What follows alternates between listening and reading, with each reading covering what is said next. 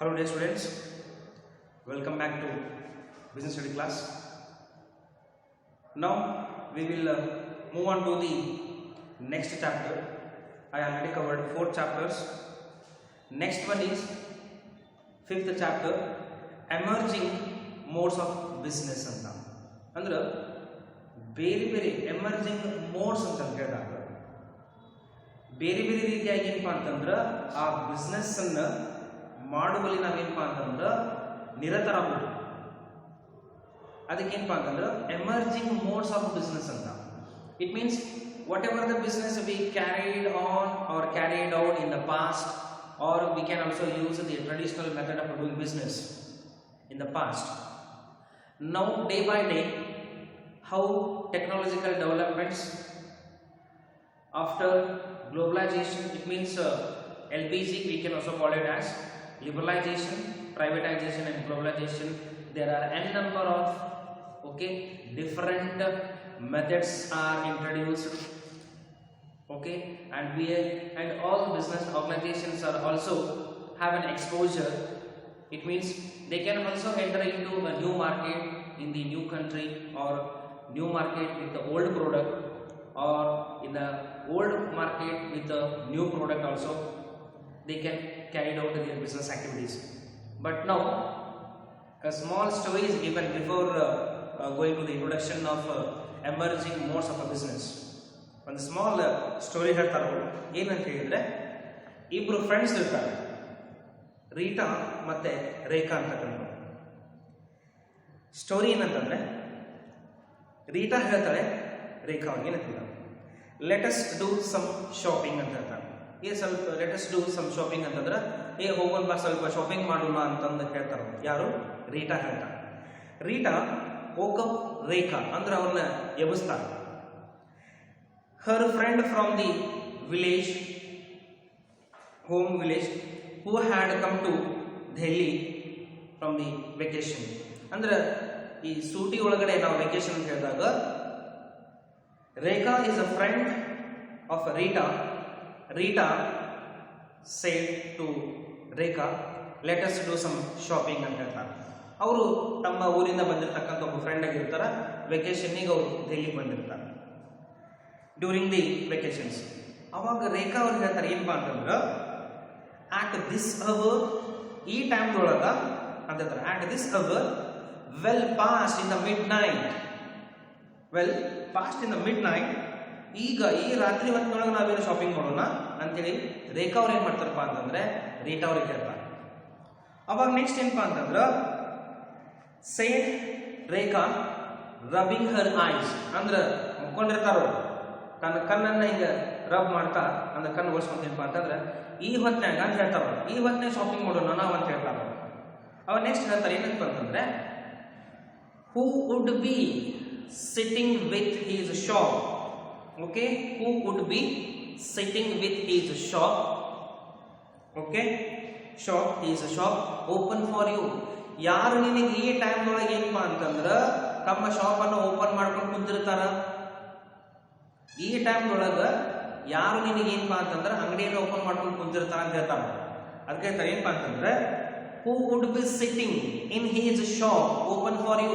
ಯಾರು ನಿನಗೆ ಈ ಟೈಮ್ ಒಳಗೆ ಏನಪ್ಪಾ ಅಂತಂದ್ರೆ ಅಂಗಡಿ ಓಪನ್ ಮಾಡ್ಕೊಂಡು ಕುಂತಿರ್ತಾರ. ಅವಾಗ ಹೇಳ್ತಾರ ಏನಂತಂದ್ರೆ, ಹೋ perhaps I couldn't convey the message properly to ರೇಖಾ ಅಂತ ಅನ್ಸುತ್ತೆ ಅವ್ರಿಗೆ. ಅಂದ್ರೆ ಈ ಟೈಮ್ ಒಳಗೆ ಏನಪ್ಪಾ ಅಂತಂದ್ರೆ ಯಾರು ನಿನಗೆ ಅಂಗಡಿಯನ್ನು ಓಪನ್ ಮಾಡ್ಕೊಂಡು ಕುಂತಿರ್ತಾರ, ಯಾಕಂದ್ರೆ ಮಿಡ್ ನೈಟ್ ಅದೊಳಗೆ ಏನಪ್ಪಾ ಅಂತ ನೀವು ಶಾಪಿಂಗ್ ಮಾಡೋಣ ಅಂತ ಹೇಳಕೊಂತಿದ್ದಿ.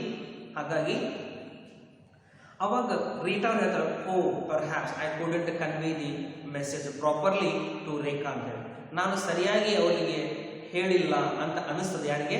ರೀಟಾ ಅವರಿಗೆ. ರೀಟಾ ಮತ್ತೆ ರೇಖಾ ಇಬ್ರು ಇರ್ತಾರೆ. We are not going anywhere, ನಾವು ಎಲ್ಲಿ ಹೋಗ್ತಾ ಇಲ್ಲ. We are not going anywhere, ನಾವು ಎಲ್ಲಿ ಹೋಗ್ತಾ ಇಲ್ಲ. I am talking about the online shopping over the internet. ನಾನೀಗ ಮಾತನಾಡ್ತಾ ಇರೋದೇನಂತಂದ್ರೆ, ನಾವು ಎಲ್ಲಿನೂ ಹೋಗ್ತಾ ಇಲ್ಲ, ನಾವು ಶಾಪಿಂಗ್ ಮಾಡೋದು ಎಲ್ಲಿ ಅಂತ ಹೇಳಿದ್ರೆ ಆನ್ಲೈನ್ ಶಾಪಿಂಗ್ ಥ್ರೂ ಇಂಟರ್ನೆಟ್ ಅಂತ ಹೇಳ್ತಾರೆ. ನಾವೀಗ ಆನ್ಲೈನ್ ಶಾಪಿಂಗ್ ಅನ್ನ ಮಾಡೋಣ ಥ್ರೂ ಇಂಟರ್ನೆಟ್ ಅಂತ ಹೇಳಿ. ಅವ ಹೇಳಿದಾಗ ರೀಟಾ ಹೇಳ್ತಾರೆ ಓ ಎಸ್. ಅವಾಗ ಏನಪ್ಪಾ ಅಂತಂದ್ರೆ ರೇಖಾ ಅವ್ರಿಗೆ ಏನಪ್ಪಾ ಅಂತಂದ್ರೆ ಒಂದ್ ಸ್ವಲ್ಪ ಫ್ಲಾಶ್ ಆಗ್ತದೆ. ಈಗ ನಮ್ಗೆ ಏನಾದ್ರು ಹೇಳಿದಾಗ ನಮ್ಗೆ ಸ್ವಲ್ಪ ಏನಾದ್ರು ಮೆಸೇಜ್ ಹೇಳಿದಾಗ ಅಥವಾ ಏನಾದ್ರು ಸುದ್ದಿಯನ್ನು ಹೇಳಿದಾಗ ನಮ್ಗೆ ಸ್ವಲ್ಪ ಅವಾಗ ಫ್ಲಾಶ್ ಆಗ್ತದೆ. ಅವಾಗ ಓ ಎಸ್. ಅವಾಗ ಏನ್ ಹೇಳ್ತಾರಪ್ಪ ಅಂತಂದ್ರೆ ಅವರು I heard of online shopping. ನಾ ಕೇಳಿದ್ದೆ ಅಂತ ಹೇಳ್ತಾರೆ. Yes I heard online shopping but have never done any. ನಾನು ಆನ್ಲೈನ್ ಶಾಪಿಂಗ್ ಬಗ್ಗೆ ಕೇಳಿದ್ದೆ but I never I have never done any. ನಾನು ಒಮ್ಮೆನೂ ಏನಪ್ಪಾ ಅಂತಂದ್ರೆ ಆನ್ಲೈನ್ ಶಾಪಿಂಗ್ ಅನ್ನು ಮಾಡಿಲ್ಲ. ನಾ ಕೇಳಿದ್ದೆ ಅದನ್ನು ಮಾಡಿಲ್ಲ ಅಂತ ಹೇಳ್ತಾರೆ Rekha. Yes. What would be they selling, what would they be selling over the internet. ಏನ್ ಮಾಡ್ತಾರ ಅವರು ಹಂಗೆ ಕ್ವಶನ್ ಕೇಳ್ತಾರೆ. ಯಾರು? ರೇಖಾ ಅವ್ರು ಏನಪ್ಪಾ ಅಂತಂದ್ರೆ ರೀಟಾ ಅವ್ರಿಗೆ ಕೇಳ್ತಾರೆ. ಏನ್ ಮಾರಾಟ ಮಾಡ್ತಾರ ಅವರು ಇಂಟರ್ನೆಟ್ ಒಳಗೆ ಏನಪ್ಪಾ ಅಂತಂದ್ರ ಏನನ್ನ ಸೆಲ್ ಮಾಡ್ತಾರ ಹೇಳಿದಾಗ over the internet. How will they deliver? ಹೆಂಗ್ ಡೆಲಿವರ್ ಮಾಡ್ತಾರ ಅವರು ಗೂಡ್ಸ್ ಅನ್ನ, ಅಥವಾ ನಾವೇನಾದ್ರು ಪರ್ಚೇಸ್ ಅನ್ನ ಮಾಡಿದಾಗ ಅವ್ರು ಹೆಂಗಂದ್ರೆ ಡೆಲಿವರ್ ಮಾಡ್ತಾರ, ನಮಗೆ ಹೆಂಗ್ ಬಂದದು ರೀಚ್ ಆಗ್ತದೆ. Yes, we know very well. If we want to purchase things or if we want to purchase any commodities or clothes, any materials or automobiles or mobile phones, directly we go to the shop and purchase the things. But now the question arises in the minds of Rekha. How could they deliver that goods? And what about the payment? Payment ಅನ್ನು ಹೆಂಗ್ ಮಾಡೋದು? ಅವರು goods ಅನ್ನು ಹೆಂಗ್ ಕಳಿಸ್ಕೊಡ್ತಾರೆ? These are the questions, arises in the minds of Rekha. And why is it that internet has not yet become as a popular in the villages? ಇದು ಯಾಕೆ ಹಳ್ಳಿ ಒಳಗಡೆ ಏನಪ್ಪಾ ಅಂತಂದ್ರೆ ಪಾಪ್ಯುಲರ್ ಆಗಿಲ್ಲ, ಇಂಟರ್ನೆಟ್ ಅಂತಕ್ಕಂಥದ್ದು ಪಾಪ್ಯುಲರ್ ಆಗಿಲ್ಲ ನಮ್ಮ ಹೇಳಿದಾಗ ಕ್ವಶನ್ ಮಾರ್ಕ್ ಹಾಕ್ತಾರೆ ಯಾರು? Rekha. As Rekha was grappling with these questions, ಅವಳಿಗೆ ಏನಪ್ಪಾ ಅಂತಂದ್ರೆ ಒಂದು ಸ್ವಲ್ಪ ವಿಚಿತ್ರ ಅನಿಸ್ತದೆ.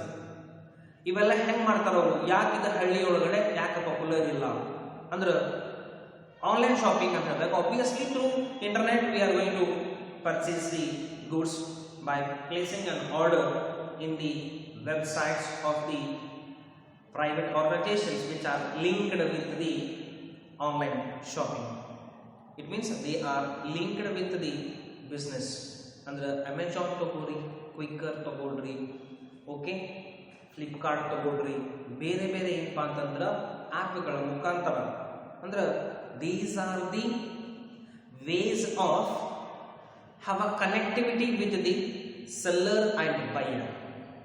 These are the apps, these are the modes. ಅದಕ್ಕೆ ಹೇಳ್ತಾರೆ ಅವರು emerging modes of a business ಅಂತ. These are the modes to have a connectivity with the seller and buyer. ಅಂದ್ರೆ ಕಸ್ಟಮರ್ಸ್ ಮತ್ತು ಮ್ಯಾನುಫ್ಯಾಕ್ಚರರ್ಸ್ ಇರ್ಬೋದು, ಸೆಲ್ಲರ್ಸ್ ಇರ್ಬೋದು, ಪ್ರೊಡ್ಯೂಸರ್ಸ್ ಇರ್ಬೋದು, ಅವ್ರ ಜೊತೆಗೆ ಏನಪ್ಪಾ ಅಂತಂದ್ರೆ ಕನೆಕ್ಟಿವಿಟಿಯನ್ನು ಹೊಂದಲಿಕ್ಕೆ ನಮಗಂತೆ. ನೆಕ್ಸ್ಟ್ ಹೇಳ್ತಾರೆ Rita had already logged on to one of India's largest online shopping mall. ಅವ್ರು ಆಲ್ರೆಡಿ ಏನಪ್ಪಾ ಅಂತಂದ್ರೆ ರೀಟಾ ಅವ್ರು ಆಲ್ರೆಡಿ ಏನಪ್ಪಾ ಅಂದ್ರೆ ಸಾಕಷ್ಟು ಆನ್ಲೈನ್ ಪರ್ಚೇಸಸ್ ಅನ್ನು ಮಾಡಿರ್ತಾರೆ. ಅವರು ಲಾಕ್ಡ್ ಇನ್ ಆಗ್ತಾರೆ ಅದರೊಳಗಡೆ ಪರ್ಚೇಸಿಂಗ್ ಅನ್ನು ಮಾಡಲಿಕ್ಕೆ.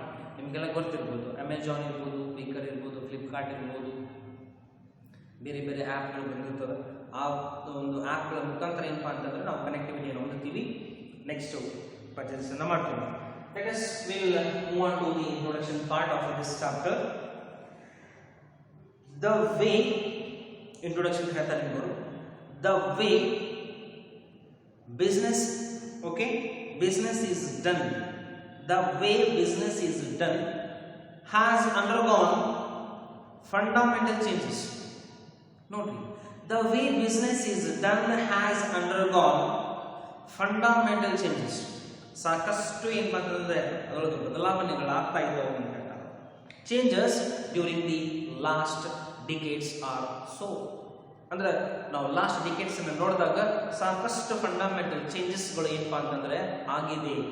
ಅಂದ್ರೆ the way the business is done, ನಾವು ಮಾಡ್ತಕ್ಕಂಥ ಬಿಸ್ನೆಸ್ ಒಳಗಡೆ ಏನಪ್ಪಾ ಅಂತಂದ್ರೆ ಸಾಕಷ್ಟು ಫಂಡಮೆಂಟಲ್ ಚೇಂಜಸ್ಗಳು ಆಗಿದಾವೆ ಅಂತ ಹೇಳ್ತಾರೆ. The manner of conducting business, the manner of conducting business is referred to as the mode of business. ಅದಕ್ಕೆಲ್ಲ ಬಂದು ಏನಪ್ಪ ಅಂತಂದ್ರೆ the manner of conducting a business is referred to as the mode of business. It means we use a different modes of conducting businesses. ಬೇರೆ ಬೇರೆ ನಾವು ಏನಪ್ಪ ಅಂತಂದ್ರೆ ದಾರಿಗಳನ್ನು ಹುಡುಕ್ತೀವಿ ನಾವು. We can also call it as ways ಅಂತ ಹೇಳ್ತೀವಿ. WAY, okay, first ways ಅಂತ ಕರೆದಾಗ ಬೇರೆ ಬೇರೆ ದಾರಿ ಅಂದ್ರೆ ಇಟ್ ಮೀನ್ಸ್ ಮೋಡ್ಸ್ ಅಂತಂದ್ರೆ ಡಿಫರೆಂಟ್ ಆಗಿ ಏನಪ್ಪ ಅಂತಂದ್ರೆ ಕನೆಕ್ಟಿವಿಟಿಯನ್ನು ಹೊಂದೋದು. ಹಾಗಾಗಿ modes of a business and the prefix emerging underlines the fact that the changes, okay, it means these changes are happening, okay, here and now. It means whatever the changes are happening here and now, that are okay, that are going to be continued in the future also. ಅಂದ್ರೆ ಮೊದಲು ಏನು business ಅನ್ನ ಮಾಡ್ತಿದ್ವಿ ಅದೆಲ್ಲ ಹೋಗ್ತದೆ ಅಂದ್ರೆ traditional method of doing business. Okay, the fundamental changes are undergone, fundamental changes in the conducting of business activities. So the manner of conducting a business, we call it as the mode of a business, and the prefix, okay, the prefix emerging, it means whatever the changes are going on, such changes are still are going continued. Next bರ್ತದೆ, if one were to list the three strongest trends that are shaping business ಗೆ ಇರತಕ್ಕಂತ ಒಂದು shape ಅನ್ನು change ಮಾಡಿಬಿಡ್ತದೆ. Shape ಅಂತ ಒಂದು ಆಕೃತಿಯನ್ನು change ಮಾಡ್ತಾ ಇದ್ರು. ಯಾವ್ದು ಸರ್ ಆ ಮೂರು ಚೇಂಜ್ಗಳು ಯಾವುದು ಅಂತ ಹೇಳಿದ್ರೆ digitisation. First one is digitisation.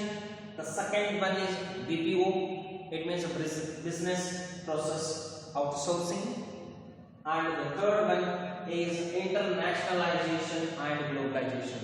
These are the three strongest, okay, the three strongest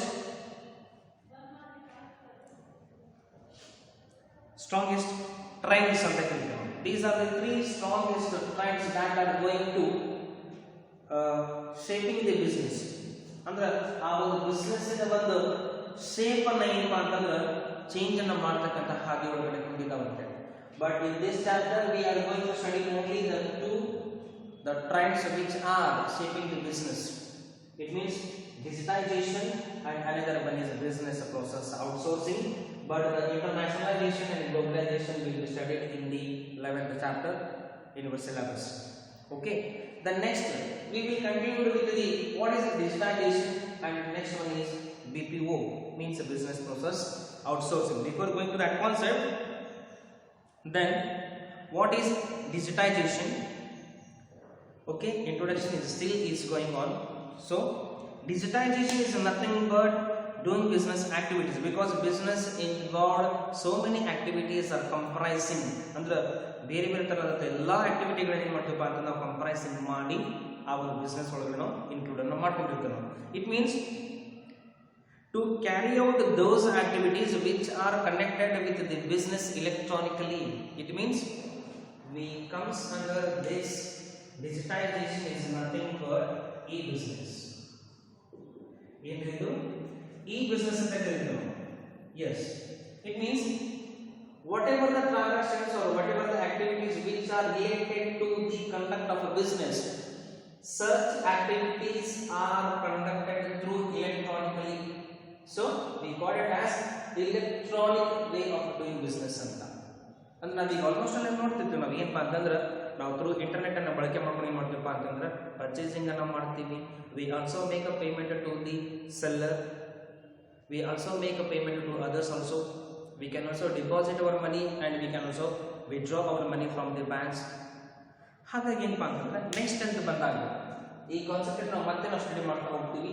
next business process outsourcing ಅಂತ ಬಂದಾಗ what ever the activities we are doing, there is no capability or there may be chances, there are so many factors will be influencing for the business activities.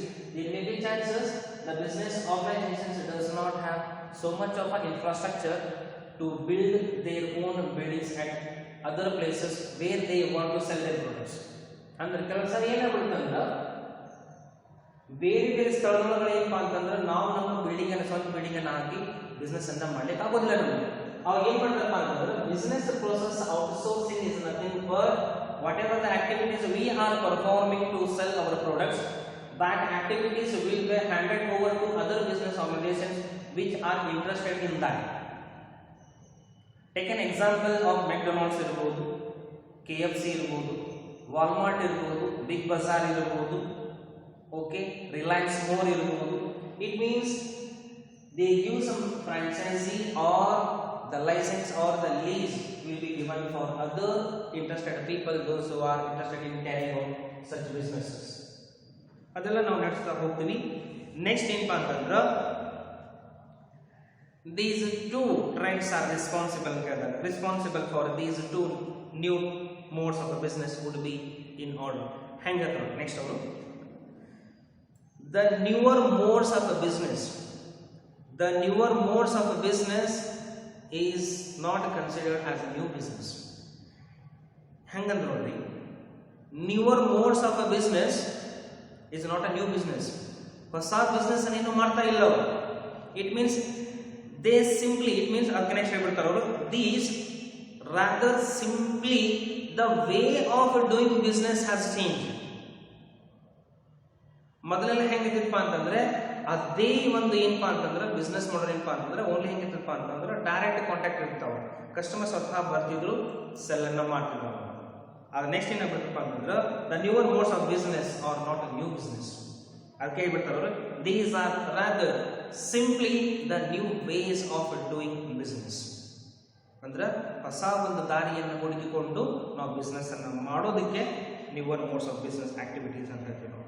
ಹಾಗಾಗಿ ಏನಪ್ಪಾ ಅಂತಂದ್ರೆ there are so many factors are to be attributed for this.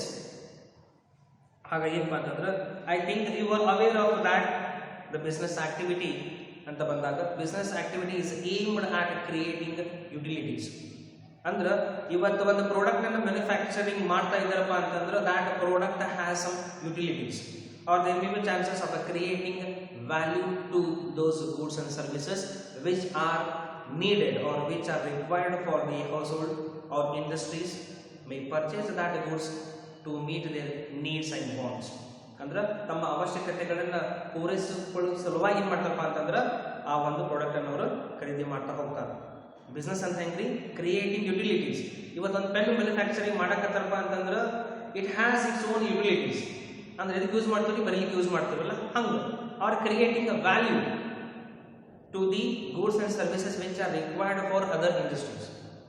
ಹಾಗಾಗಿ ಏನಪ್ಪಾ ಅಂತಂದ್ರೆ the business people or the business managers or business thinkers ಅಂದ್ರೆ business ಬಗ್ಗೆ ನೀವು ವಿಚಾರ ಮಾಡ್ತಕ್ಕಂತ ಇರ್ತಾರಪ್ಪ ಅಂತಂದ್ರೆ they are keep evolving continuously. It means they are searching a newer way of doing business. ಅಂದ್ರೆ continuously they are involved in searching for new things which are helpful for the conduct of business. We call it as a mode of business. Next ಹೇಳ್ತಾರೆ ಅವರು, to strengthen, obviously every business has to strengthen their capabilities to overcome from such obstacles or to overcome from such competitions. It means create such a goods, because it means you have to sell those goods or you have to create a value in that goods with a lower price, with a high quality, with a proper time you have to deliver that goods, and also you have to compete with your competitors in that market also. So these are necessary because there is a pressure of ever growing demands of the customers. Customers demands ಏನಪ್ಪಾ ಅಂತಂದ್ರೆ ಯಾವತ್ತಿಗೂ ಏನಪ್ಪಾ ಅಂತಂದ್ರೆ ನಿಲ್ಲೋದಿಲ್ಲ, ಅದು continuous ಆಗಿ ಏನಪ್ಪಾ ಅಂತಂದ್ರೆ ever growing pressure of demands of the customers. To meet such demands of the customers, business managers and thinkers, they have to evolve. It means keep on evolving with the new things which are helpful for conducting business activities. The next concept will be explained in the next class. In the next class we are going to study what is e-business. Separate concept will be there. What is e-business? Then what are the benefits of an e-business and the scope of e-business? how e-business will be helpful for us ಅಂತ ಹೇಳಿ. Okay, thank you.